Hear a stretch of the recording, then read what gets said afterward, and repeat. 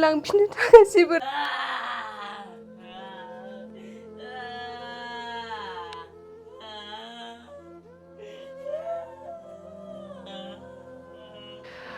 खुलुमबाय नोंथांमोनखौ BM seraph चेनेलाव फिन खेबसेबाव गोसो गोथार बरायनाय थाबाय रायजो राजाफोर आं दिनै दंफैयो चिरां जिल्लानि सिङाव थानाय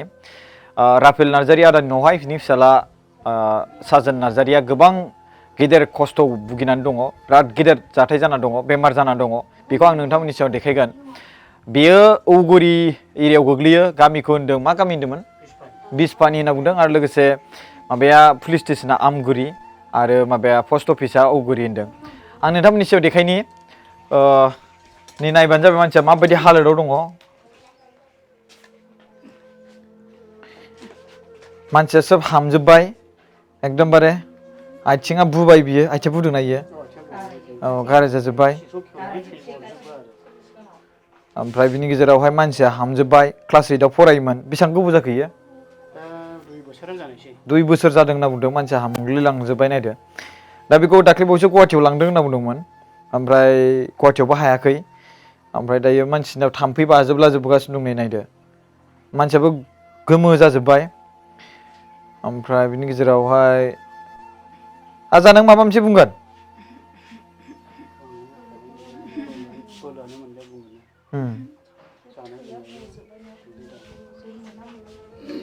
थै गजोब्बाय गोमो जाजोब्बाय ना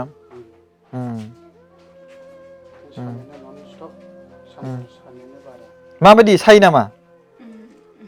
हा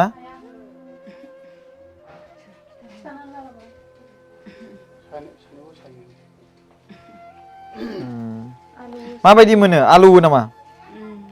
सायोबो माने बिनि बिफाया नैबे जाबाय राफेल नार्जारी आरो बिमाया नैबे जाहैबाय ओमफ्राय बिनि गेजेरावहाय बिसोरो बेखौ फाहामनो नाजानाया बेसेबांबा गोबाव जाबाय 2 बोसोरसिमनिफ्रायनो दासिमबो हामाखै दा न'खरावबो एसे रांनि प्रब्लेम जालांबाय नायै नायै हामाखै दा आंथ' एसे दाख्लै बावहाय जों एसे मिन्थिनाय मथेब्लाथ' पाटनायाव लाङोब्ला एसे मोजां जायो हामो बेबायदिखौ मिन्थिदों नालाय स' बेनि थाखायनो आं बिसोरनो खोन्थादों आरो नाथाय पाटनायावथ' मोजां जागोन नाथाय रां गैयाबा बोरै लांनो नैबे मोनसे जाथाय जादोंना दा बिथांमोनाबो पाटनानिखौ खोनायाखैमोननो आं बुंबाय पाटनायाव लानानै थांबा जागोन ओमफ्राय दा फारसेथिंजाय बिथांमोना माने फाहामै रांफोरनि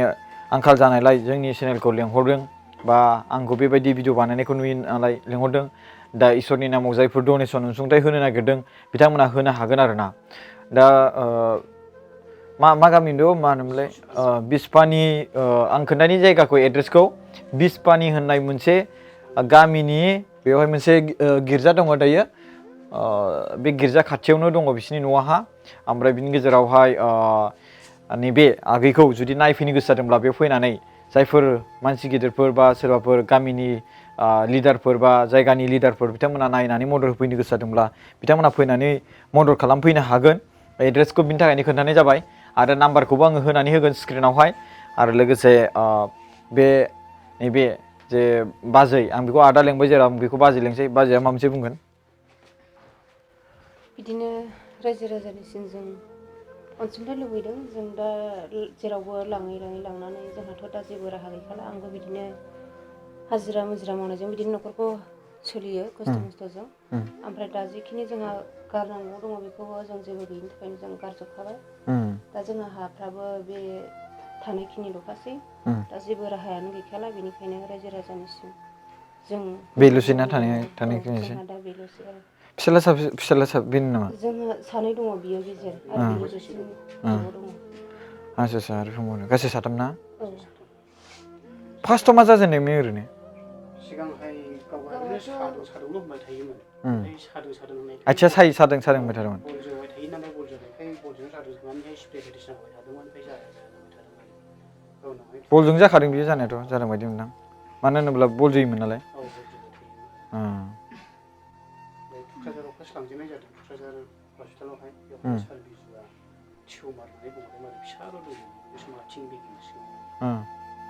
बङाइगावआव थांहोबाय बङाइगावआव लांबाय टिउमार आरो ना ओमफ्राय बङाइगावनिफ्राय बरपेटायाव लांदों बरपेटानिफ्राय बिबरा केजर हस्पिटालाव लांदों हजोंहाय 5 मास बायदि थादों थाखा फैसा गैयैनि होजोबनो हायाखिसै ओमफ्राय सासे मानसिया बेंगालरावहाय एसे मोजां सानथामजों अपारेसन जाहैबाय होननायखाय जों बेंगालराव थांदोंमोन आरो बेंगालराव थांखांबाय औ बेंगालराव लांदोंमोन सेन्ट जन मेडिकेल ओमफ्राय 7 मास ट्रिटमेन्टमोन ओमफ्राय फैसाया गासिनो जों बिदिनो 8 लाख बायदि बिदोंमोन आरो ओमफ्राय थाखा फैसाबो गैखाया दा जों लानानै फैफिननांगौ जादों ओमफ्राय दाखालि लास्टनि लांबावबाय सिलिगुरियावहाय मानसि गाबबाय थायो ना ओमफ्राय इयो मानसियाथ' बिदिनो सानहर गाबबाय थायो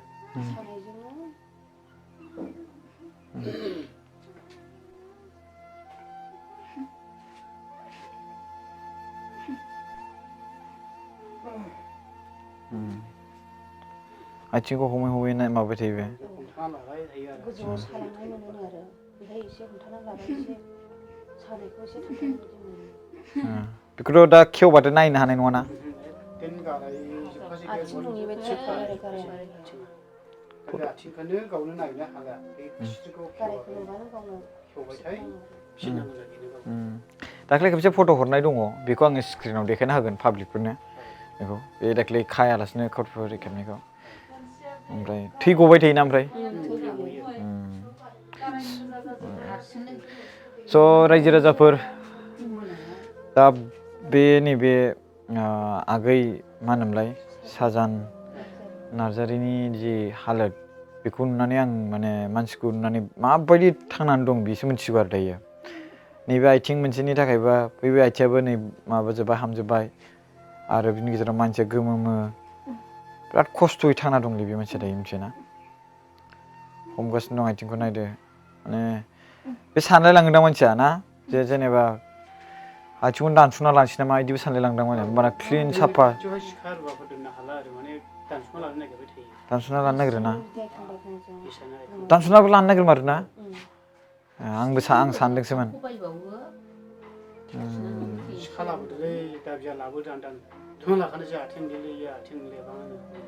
नांगौबा आथिं गैयालासिनो थांना थागोन होननानै आरो आथिंनि रोदा सिङावथ' हारा सिङावथ' जेबो जायाखै बिदि बुंदों ना थैयावबो हाबाखै गासै मोदोमाव एसे स्प्रे जानानै दङ माबाया केन्सारनि बिजानुआ ओमफ्राय बे बिदना बारायजोबो ना बिदर गोनां बायदि आरोखि बुस्थुआ मोनसे सिङाव बिदर लागाबे बिदरा देरबाय थायो बिजानु दङ दा बेखौ गावसोर हाया होननानै थाथामि हस्पिटालावहाय लांदो होननानैसो बुंदों एसे एनैबा हागौमोनदां बुरजाखाय हाला आरो बियादानो देन्जार बियादानो देन्जार दा रजाबो होबाय रजानिजोंबो हामोखोमा ना रजानिबो बायसन बायदि जाबाय रजा होनायानो ना फैसा गारबाय रजायावबो दा रजानिजोंबो जाया माने बिजाबनि थाखायनो हायाखै आरो रजा थोंजों गारायलांनानै हासिगोन स' रायजो राजाफोर नोंथांमोना नुबाय आं मा होनो बे बिराद माने गिदिर माने माबायाव दं आरो हालोदाव दङ आं दा नायफैनानै प्रेक्टिकेलि नुफैबाय मानसियाथ' बेबायदि हामद्रायनाय नङामोन ना एसे मथाथा एसे मोजांमोन आरो सिगांना माखासे खोथाफोरखौ पाब्लिकफ्रा गावसिनि न'खरनि सोद्रोमाफोरजों रायलायनानै इनफरमेसनखौ लानानै डनेसन खालामनो गोसो जायो बिनि थाखायनो आङो स्क्रिन नाम्बारावहाय बिफानि नाम्बारखौ होनानै होगोन आरो लोगोसे एकाउन्ट नाम्बारखौ आं डिसक्रिपसनाव आरो स्क्रिनाव होनानै होगोन जाहाथे नोंथांमोना नैबे आगैखौ फाहामनो थाखाय जि हायो अनसुंथाइ हरो थाम्फै बागासिनो दं नालाय गिदिंलागासिनो दङ एकदमबारे मुस्रि होनानै होफिनदो बेखौ दा माने मानसिखौ मुस्रि होनानैसो दोननो गोनां जायो दा भिडिअ खालामनो थाखाय मुस्रिखौ बोखारथ'दोंमोन दा माने मानसिखौ फाहामनो थाखाय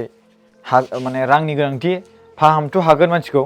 दायो नोंथांमोना एसे अननानै जेसेबांखिनि हायो मददखौ हरबानो बे जाथाया जागोन आरोना दा जों बेवहाय फैदों बोरैहाय होनना बुंबा नैबे आब' सासे दंमोन बे आब'आनो जोंखौ खोन्थाहरदोंमोन लेंहरदोंमोन गोबां समनिफ्रायनो फैनो थाखाय माबा मा होनो प्लेनिं खालामबाय थादोंमोन आंबो एसे माने खामानि दंमोन नालाय दा गुबुनावबो बिदिनो भिडिअ बानायहैनांगौ मानांगौ दा गुबुनखौथ' दाननानैथ' फैनो हाया नालाय स' बिनिखायनो लेट जादोंमोन दिनै खिन्थु फैनानै नायफैब्ला हालोदखौ नुबाय आङो गोबां गाज्रियाव दङ नै गाबगासिनो दं नायदों मानसिया एकदमबारे स' थानोनो हाला बे मानसिया बेखौ थाबैनो माने बिराद गाज्रि हालोदाव दङ एकदमबारे नायदो नोंथांमोना खोनादोंना आवाजखौ माने मानसिया माने आरो गाबबाय थायो जाहैदों 24 आवार्स एकदमबारे स' अननानै नोंथांमोना जेसेबांखिनि हायो मदद खालामहरबानो जाबाय फैनानैबो नायफैनो हागोन जाहाथे बिथांखौ बासायनो हायो बिथांनि आथिंखौ स' खुलुमनाय थाबाय रायजो राजाफोर खुलुमबाय दिनै जोंनि बे फिसाया गोबाव समनिफ्राय खस्थ'आव गोग्लैनानै दङ केन्सार बेरामखौ लानानै। जों हस्पिटालाव गोबां लांबाय, लांनानै माने सोखाजानायखौ मोनाखै आरो मोजां ट्रिटमेन्टखौ होनो हायाखै। जों लांदोंब्लाबो मोनसे हस्पिटालाव लांदोंमोन,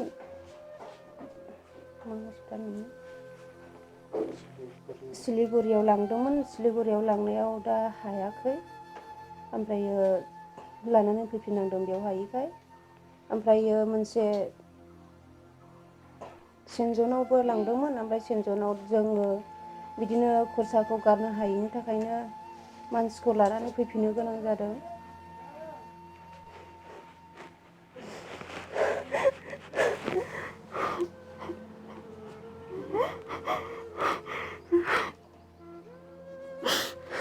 नाथाय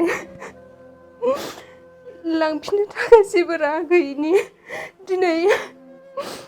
जे फंबायमोनखौ एसे हेफाजाब होनो हागोन होननानै नोंसोरखौ बेयाव दुखु खस्थ'नि गेजेरजोंबाबो नोंसोरखौ मोनदों, बिनि थाखाय फंबायमोनखौबो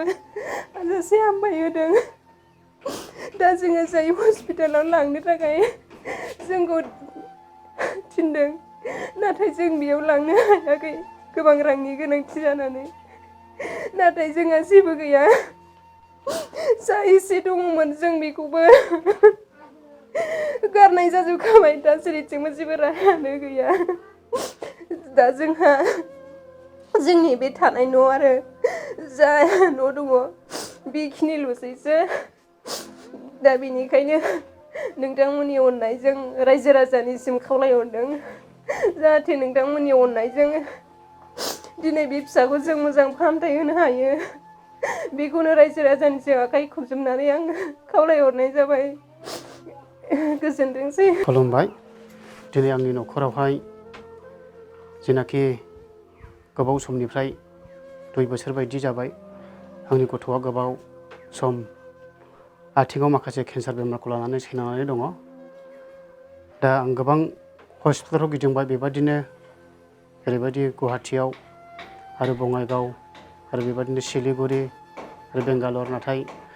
दासिमबो सोखाजानायखौ मोनाखै। आंहा जि एसे एनि धोन सम्पति दंमोन बे गासैखौबो आङो फानजोबनाय जाबाय। दा आंहा बे न' लुनाय बाबदल' दसै। दा आं बेनिखायनो आङो जोंनि बिटिआर हालामनि रायजो राजाफोरनिसिम आं गुरैयैहाय खावलायहरो, जेन आंनि गथ'नि बे केन्सार बेमारनि नामाव माबा मोनसे अनसुंथाइफोर हरनानैहाय बेनि सोखाजानायखौ होनो हायोब्ला आं जोबोद मोजां मोनगौ। बेनिखायनो आङो बे फंबाय इउटुबारनि एबा चेनेलनि गेजेरजों जोंनि बे बिटिआरनि रायजो राजाफोरनिसिम गुरैयैहाय खावलायहरनो गोसो जादों, जाहाथे एसे एनै अनसुंथाइ हरनानैहाय बे फिसानि बेमारखौहाय आङो सोखानो हागोन होननानैहाय आङो गुरैयै खावलायहरनाय थाबाय।